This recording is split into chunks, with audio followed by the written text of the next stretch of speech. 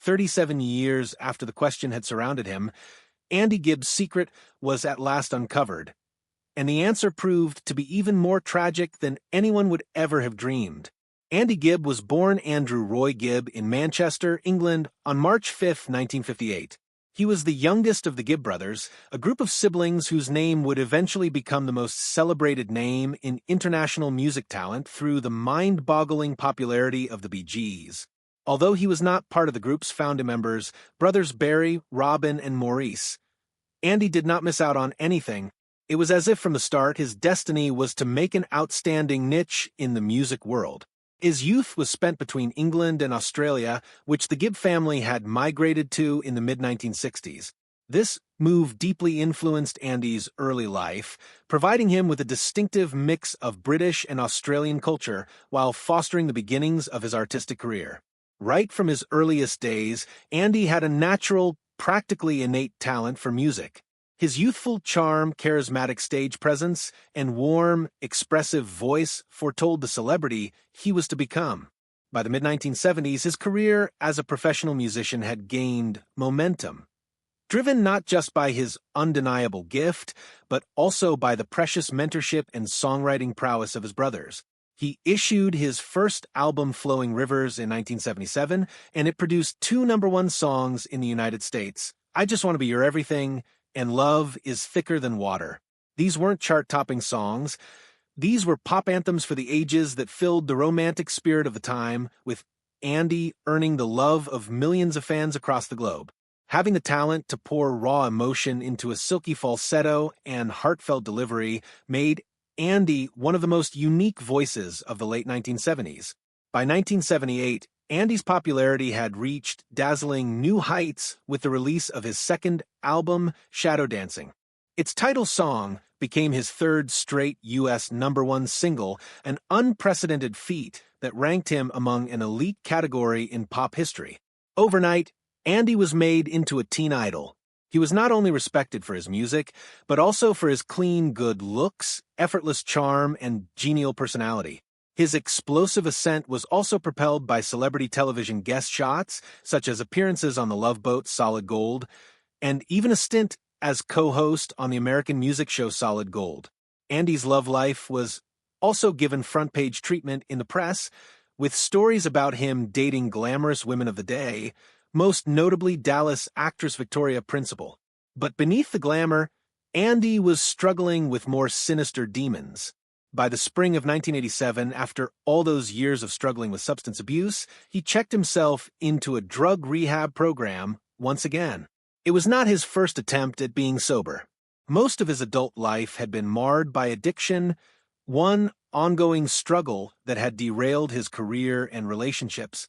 But this time, Andy seemed truly committed to reform. He left rehab with a newfound sense of optimism, believing that he had finally left his self-destructive ways behind. Hopeful, he dreamed not only of personal redemption, but of professional rebirth, and he started making plans for a comeback in the music business. He hoped to drop a brand new album in 1988, recapturing the momentum that once had seemed unstoppable. By June of 1987, Andy had been back in the recording studio, weighing expectation against a jittery sense of urgency that this was his last opportunity to solidify his legacy. He wrote from his heart 4 new songs, infusing them with his own strife, feelings, and fortitude. Among them, Man on Fire captured the vehemence of his inner conflict and insistence that he would overcome them. Although Andy never lived to witness its release, the song did surface after his death in 1991 on a Polydor Records anthology, providing a poignant glimpse of the magnificent career that could have been. Yet another song, Arrow Through the Heart, would be Andy's last recorded track. Emotionally wrenching and haunting in its words, the song had the burden of his internal conflict. It was subsequently used on VH1's highly praised show Behind the Music and officially released in November 2010 as part of the Bee Gees Mythology box set. The fans could finally relate to the very last chapter of Andy's artistic life. They were not written alone. They were with his brothers Barry and Maurice, whose relationship with Andy was as much familial as it was musical. The three had been close since they were children, and these final recordings were a testament to their continued closeness. They were recorded initially as demos with engineer Scott Glazer, who was able to capture the raw emotion and intimate vulnerability of Andy's performances. The demos found their way eventually to Clive Banks, a UK executive with Island Records, who was the first to spot Andy's comeback potential. Although Andy never signed, officially, the label made concrete plans: a spring single, a summer single, and a full album to come. For the first time in years, industry people believed again in Andy's return. Sadly, it was a dream he was never to witness come true. Andy's career accomplishments were still astounding. In addition to his #1 singles, he created other unforgettable songs that left a legacy on the history of music. Tunes such as An Everlasting Love, Desire, and Our Love, Don't Throw It All Away were favorites among listeners all over the world. The songs proved his capacity to express the entire gamut of human feelings: happiness, yearning, sadness, and present them sincerely. His success was acknowledged by the music industry when he received 2 Grammy Award nominations at the 20th Annual Grammy Awards, an excellent achievement for an artist of his age. He was also nominated for 2 American Music Awards, which attested to his huge popularity in America. Andy's charm was not limited to his voice alone. His innocent good looks and charismatic appeal turned him into a cultural symbol of the late 70s. Years down the line, VH1 would place him at number 82 on their 100 Sexiest Artists list, reminding people of how he drew fans not only with music, but with presence. Nevertheless, while in America he became an overnight sensation, Andy found it difficult to get the same kind of recognition in England, where he only had a single top 10 hit, An Everlasting Love. As the 1980s progressed, the stresses of stardom, inner doubts, and the unforgiving nature of celebrity culture started degrading Andy's career. More and more unreliable, he began missing shows and professional engagements. His addictions worsened, and his career prospects vanished. He was dropped from stage productions such as Joseph and the amazing Technicolor Dreamcoat and the Pirates of Penzance, and he was let go in 1981 from being a co-host on Solid Gold.